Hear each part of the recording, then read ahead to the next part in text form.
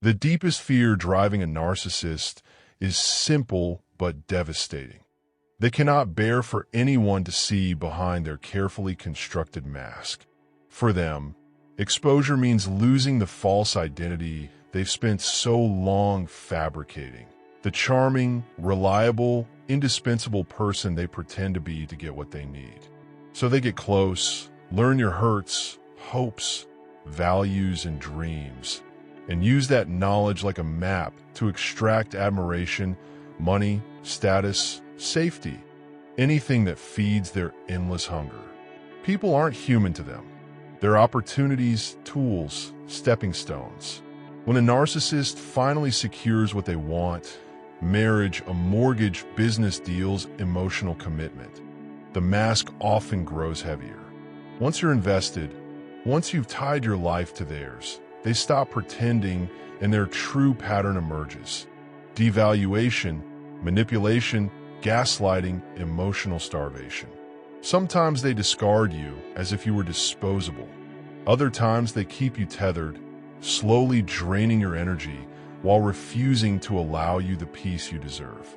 Many live as roommates under the same roof, existing in separate wings of a house while the narcissist continues their control games.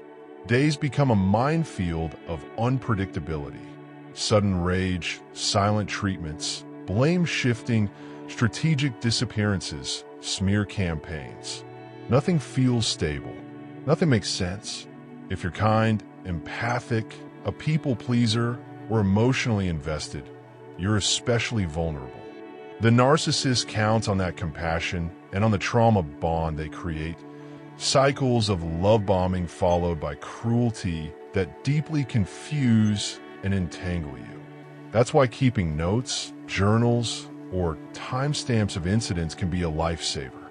They are proof against the selective memory and denial the narcissist depends on. When a mask slips and you start connecting the dots, the narcissist panics. Their response will be to tighten control, to lure you back with a hoover, promises of change, confessions, religious awakenings, therapy claims, all designed to pull you back into dependence. Don't fall for it. A hoover is usually a ploy to steal more of your energy. There are three versions of you in these stories. The first is the person before the relationship, hopeful, trusting, maybe a bit of a people pleaser. The second is the person trapped in the narcissistic fog, depleted, confused, constantly apologizing for things you didn't do. The third, the most powerful, is the person who survives, heals, and rises. This version journals, seeks therapy, learns boundaries, and ultimately chooses no contact or, if necessary, gray rock survival strategies. Healing includes reclaiming lost time, money, friendships, and joy. It's slow and sometimes painful, but it leads to a freedom the narcissist never wanted you to find. If you've been discarded or you chose to leave, honor your recovery. Block when you can. If you can't, become dull and uninteresting to the predator who once feasted on you. Reject the hoovers. Do not reopen wounds in the name of closure with someone who never offered you genuine care. Remember, the narcissist fears exposure because exposure ends their supply. Seeing behind the mask is your superpower. It frees you to rebuild, to reclaim your life, and to become the strongest version of yourself.